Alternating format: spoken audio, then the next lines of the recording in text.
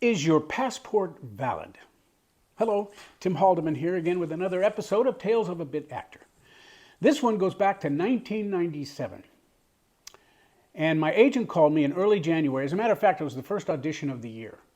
And he says, Tim, I got a commercial audition for you tomorrow for a German pager, and they want you to wear a tuxedo.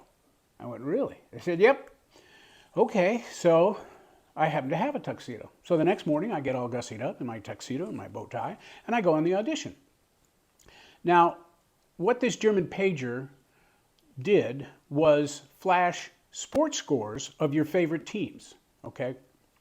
So the scenario of the commercial was that husband and wife are at the opera. I'm in white tie and tails. She's dressed in a beautiful gown.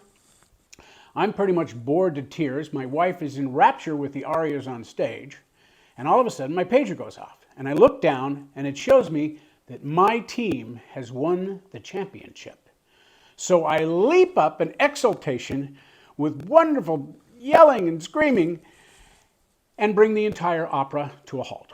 So I did the audition. It was fun. I auditioned with a very nice lady as my wife and sign out. And I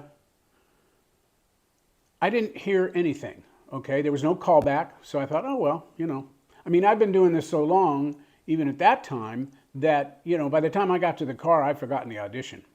A week and a half goes by, and my agent calls and says, is your passport valid? I went, yes, it is. And he said, you remember that German pager you went on in the tuxedo? I go, yep. Well, you got the job, and you're going to Buenos Aires. Wow. I mean, the next day, little Timmy is on a plane for Buenos Aires.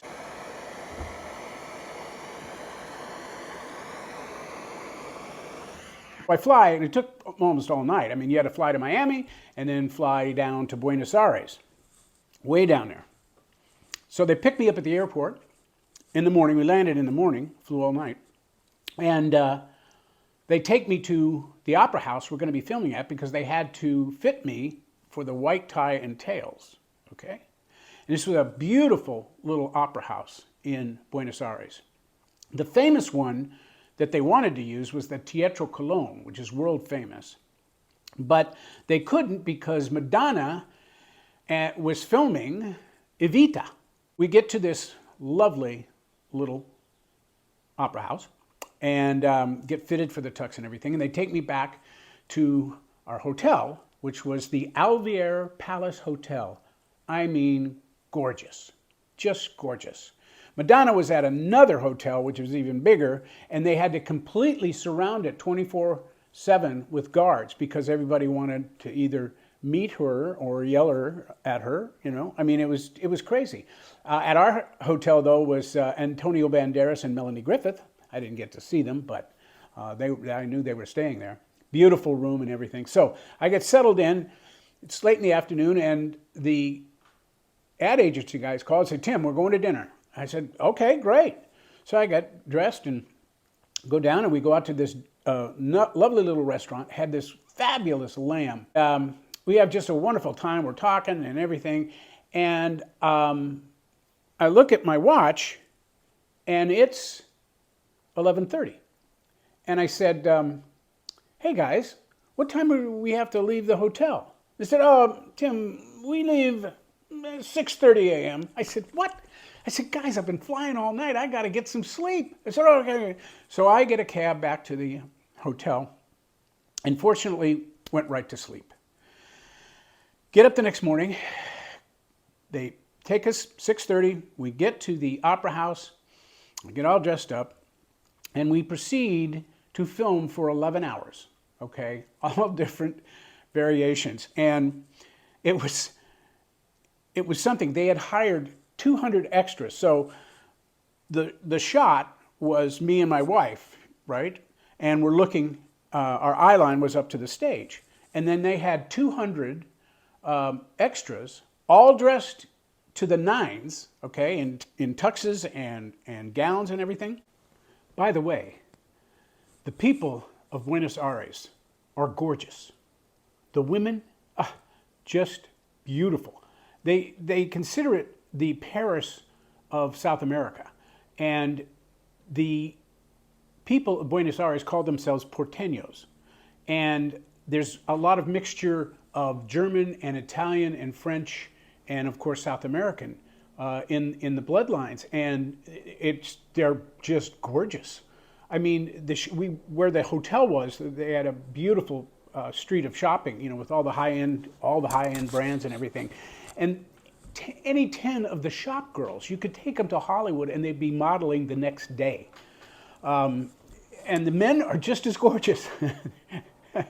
So anyway, we've been filming, and we break for lunch. We have lunch. And by the way, when I'm working on a commercial or a show, when we go to lunch, I just eat a little protein because I don't want to get groggy in the afternoon. You know, you just want to, right? Anyway, so we have lunch, we come back, we shoot for another 2 hours, and they cover all the different angles, and you could just feel that everybody was getting a little tired and a little sluggish.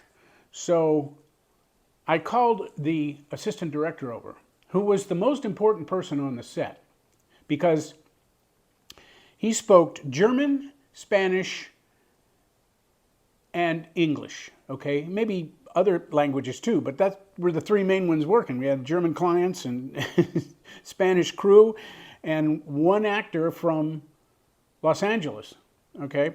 By the way, they didn't bring the wife from Los Angeles. They cast her locally. She was gorgeous too. And anyway, so I called the assistant director over, and the way they set up the shot, right, is that we all were looking to on stage, and they had one man standing center stage, which was our eye line, okay? And he just stood there all the time, just stood there, you know, very quiet and everything. And so I called the assistant director over. I said, "What is the name of the guy on stage?" And he goes, "Arturo." I said, "Okay, fine." So he goes, and we took another take, and then they had to reload the camera. That was back when they used film. There was a pause, and I stood up, and I turned back to the crowd behind me, the extras behind me, and then I said, "Arturo, es muy bueno." Well, there was a beat of total silence, and then the place erupted in cheers and applauding, and we were all applauding Arturo, and he was up there, and he just took a nice little bow. It was great. We finish 11 hours of filming, and we go back to the hotel, and now I'm done, okay? I was there for 1 day. I ended up staying another 5 days because when am I going to get there again? But we get back there, and the clients and the ad agency people were very, very pleased. And so they said, "We go to dinner." We sat down at about 9 o'clock that night after filming for 11 hours. And we had this fabulous meal at this beautiful restaurant down by the river district. And I mean, there were bottles of Johnny Walker Black on the table. That's my fave. And I mean, and by the way, they took 25 people to dinner, okay? And we just had an incredible dinner.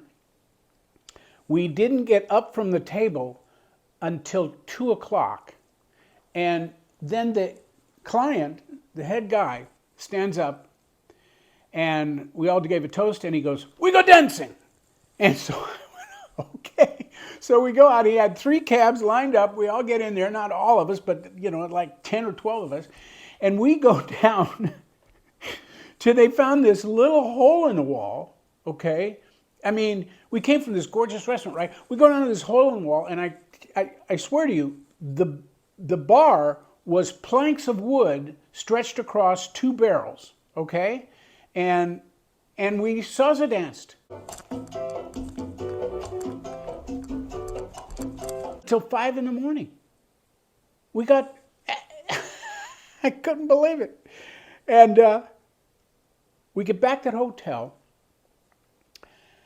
at 5:30. I'm done, right? And the clients, we say goodbye in the lobby, and they said, "Tim, great job, great job."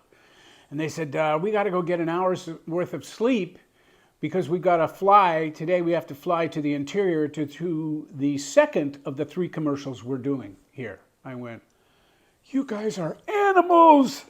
Whoa. And I went to sleep for about 12 hours. It was quite a trip. By the way,